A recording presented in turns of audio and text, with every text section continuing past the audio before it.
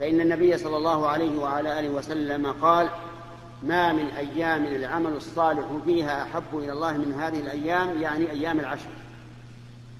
وقوله العمل الصالح يشمل الصلاة والصدقة والصيام والذكر والتكبير وقراءة القرآن وبر الوالدين وصلة الأرحام والإحسان إلى الخلق وحسن الجوار وغير ذلك، كل الأعمال الصالحة.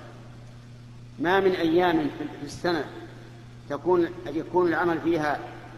العمل الصالح فيها أحب إلى الله من هذه الأيام العشر. قالوا: ولا الجهاد في سبيل الله؟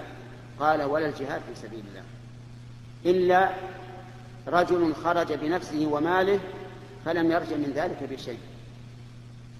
ففي هذا دليل على فضيلة العمل الصالح في أيام العشر الأولى من شهر ذي الحجة.